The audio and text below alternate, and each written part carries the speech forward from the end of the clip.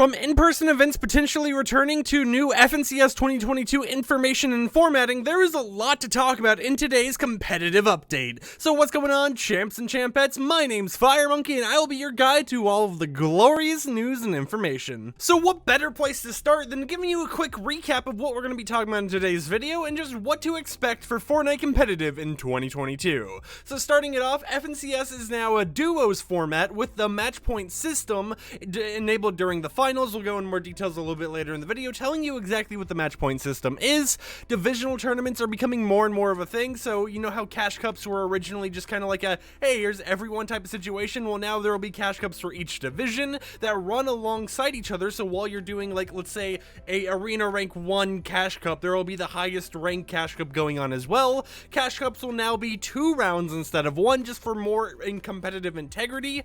There are now proposals for in-person third-party events being reviewed for approval once again, because 2022 is here. We might officially see the return of the World Cup or something, now that people are going to be able to open up their stuff and make sure everything's safe for the people who actually attend these in-person events. And then we have news about some more competitive features, so let's talk about a new competitive mode in the FNCS format. So a full year of trios have achieved Fortnite's goal of having a consistent and stable yearly game mode for the best players. However, in 2022, they'll be shaking it up and switching to duos for the primary competitive game mode in Fortnite. The next FNCS will be beginning in February, so make sure you've got your duo partner lined up and ready to go by then. With the new game mode, they'll also be featuring an updated format for qualification in FNCS, because they found that 2 qualifiers is the right number to narrow down Fortnite's best in each region.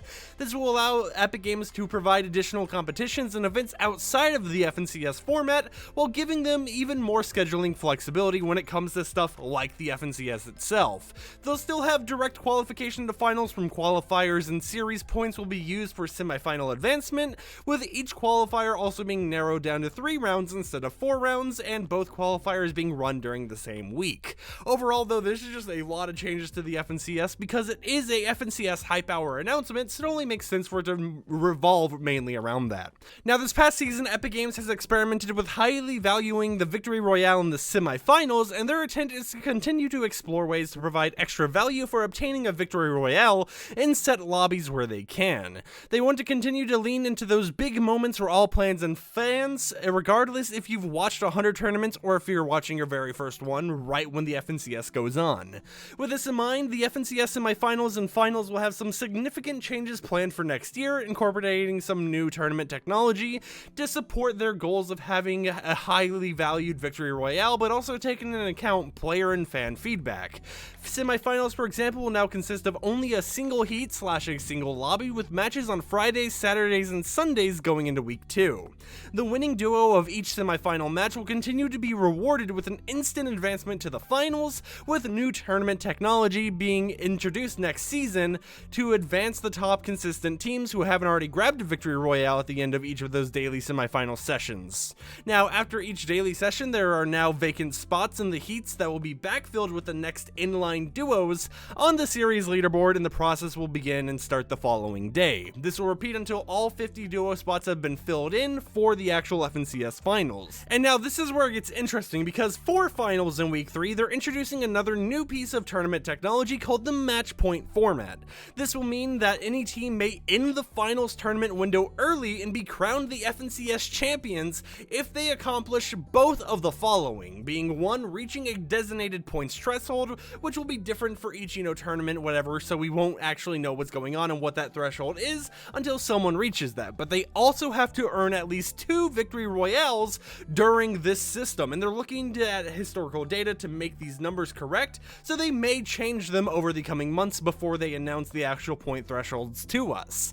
Now, let's say no teams accomplish these 2 requirements. Well, then the tournament will just end as its normally scheduled time, and they'll crown their FNCS champions when it actually ends. The whole point of this is just to make it so, let's say someone's on a 100-point lead. You don't want the game to drag on for the rest of the matches, because, oh wow, we already know who's going to win the whole entire tournament. So it allows them to end it early, crown someone early, and it adds a little bit more hype to someone doing so good that they outplaced everyone else. Now, Fortnite Competitive is for anyone who wants to compete, and Epic Games is excited to share their plans for Divisional Tournaments during 2022. So while they'll continue the cash cups for Champion League players, they'll also run simultaneous tournaments for Contender and Open League players to get more tournament and hype earning opportunities against other players in that same division. As their tournament tools improve, they plan to incorporate the divisional aspect in more tournaments beyond just the Cash Cup tournaments. They're also making Cash Cups themselves more competitive, with each consisting of 2 rounds, where the second round will be held on a separate day in the same week because they want to improve the quality and integrity of these tournaments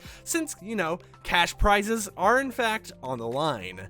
Now, as you guys heard me mention earlier in today's video, we have to talk about in-person events.